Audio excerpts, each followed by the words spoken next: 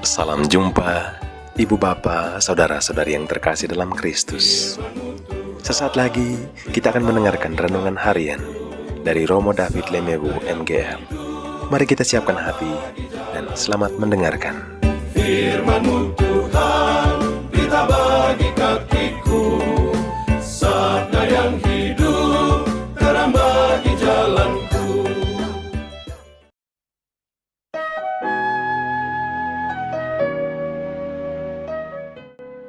Tetapi kamu, kasihilah musuhmu dan berbuatlah baik kepada mereka dan pinjamkan dengan tidak mengharapkan balasan. Maka upahmu akan besar dan kamu akan menjadi anak-anak Allah yang maha tinggi. Sebab Ia baik terhadap orang-orang yang tidak tahu berterima kasih dan terhadap orang-orang jahat. Siapakah yang kita anggap sebagai seorang musuh? Apakah orang yang menyulitkan hidup kita? Apakah orang yang merugikan kita? Apakah orang yang membuat kita kesal dan marah? Apakah orang yang tidak membalas cinta kita? Faktor-faktor ini yang membuat kita secara sadar atau tidak menganggap mereka sebagai musuh kita. Pergumulan kita dalam dosa membuat kita rentan dengan kultur permusuhan. Dosa adalah kondisi di mana terjadi defisit atau kekosongan cinta kasih. Ketika kita gagal mencintai, kita berdosa. Ketika orang lain gagal mencintai kita, mereka juga berdosa. Semakin besar defisit cinta ini, semakin besar dan semakin meruncing permusuhan yang terjadi. Defisit cinta ini biasanya datang dari dua pihak. Kedua pihak sama-sama menggali lubang kekosongan cinta kasih dengan segala tindakan anti cinta yang mereka lakukan terhadap satu sama lain. Ada yang menggali lubang yang besar, ada yang kecil. Jadi musuh yang sebenarnya adalah kekosongan cinta kasih. Tuhan Yesus membuka pikiran kita untuk mengambil kesempatan dan mengisi kekosongan atau defisit cinta ini dengan perbuatan kasih terhadap musuh kita. Semakin besar defisitnya, semakin besar arti cinta yang kita tuangkan ke dalamnya. Semakin gelap permusuhan mewarnai relasi kita, semakin terang cahaya akan terpancar dari perbuatan kasih kita terhadap musuh kita. Karena inilah Tuhan Yesus mengatakan bahwa ada upah yang besar bagi mereka yang mencintai musuh-musuh mereka. Jika demikian, kita seharusnya bersyukur untuk musuh-musuh kita. Dunia selalu menganjurkan agar kita mengalahkan musuh kita, menyingkirkan mereka, membalas mereka dengan sikap permusuhan. Tetapi Tuhan Yesus berkata sebaliknya. Kita diundang untuk mengasihi musuh-musuh kita, berbuat baik terhadap mereka.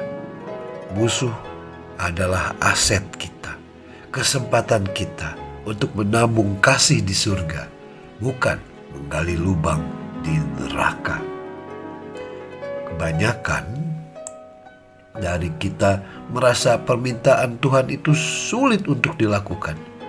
Memang itu sulit jika kita mengharapkan cahaya kasih itu datang dari diri kita sendiri. Benar, Tuhan Yesus sudah memberikan contoh kepada kita saat Dia mencintai musuh-musuhnya, bahkan sampai mati di kayu salib. Kita gampang merasa tidak mampu untuk bertindak seperti Yesus, dan kenyataannya adalah demikian. Mencintai orang yang mencintai kita saja sudah sulit, apalagi mereka yang membuat hidup kita menderita. Jadi memang sangat sulit atau bahkan mustahil kita bisa mencintai musuh kita seperti Tuhan Yesus. Jika kita berpikir kita yang harus melakukannya sendiri, memang akan terasa mustahil. Yang lebih tepat adalah kita menjadi channel dari kasih Tuhan bagi musuh kita.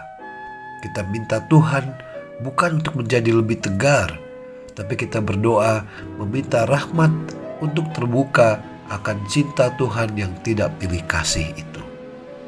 Mencintai musuh itu menjadi mungkin jika kita sadar bahwa kita hanyalah penyalur cinta kasih Allah yang murni itu. Cinta agape kepada orang yang memusuhi kita. Mencintai musuh yang sesungguhnya terjadi justru kepada orang-orang yang merasa tidak mampu mencintai atau mengampuni musuh mereka.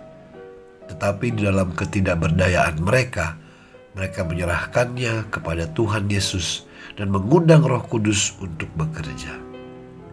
Saat kita berserah kepada Tuhan, di mana kita tidak lagi mampu mencintai, kita lebih mudah untuk diubah, baik secara emosi dan roh, sehingga mempunyai kapasitas yang lebih untuk menjadi penyalur cinta kasih. Corrie ten Boom adalah seorang berketurunan Belanda. Dia hidup di zaman konsentrasi Nazi dan keluarganya memiliki usaha menjual jam dan sering menyembunyikan orang-orang Yahudi. Tetapi suatu hari mereka tertangkap dan ia merasakan hidup dalam kamp konsentrasi, terutama bagaimana mereka memperlakukan saudari kandungnya yang akhirnya meninggal. Saat Perang Dunia Kedua berakhir, Corrie menjadi seorang evangelis yang populer dan sering berkeliling dunia. Setelah bertahun-tahun lamanya, saat ia selesai memberikan satu kesaksian dan pengajaran, ada seseorang yang menemui dia. Orang ini adalah orang yang bertanggung jawab saat dia dan saudarinya Betsy ada di konsentrasi camp. Orang ini memohon maaf kepada Corrie. Corrie dalam hatinya merasa sangat bergejolak dan tidak mampu mengampuni. Tetapi dia melibatkan Tuhan dan menyerahkan situasi batinnya dengan doa mohon karunia pengampunan. Tiba-tiba dia merasakan sebuah kehangatan di dadanya.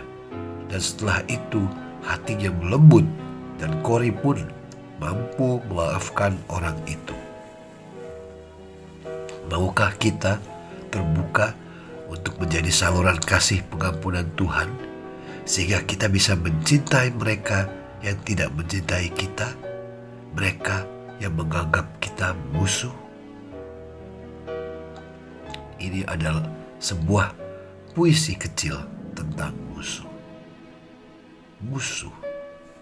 Musuh memang menyulitkan. Musuh memang menyebalkan. Musuh memang merugikan. Tapi musuh bukan untuk dimusuhi. Musuh adalah aset kita.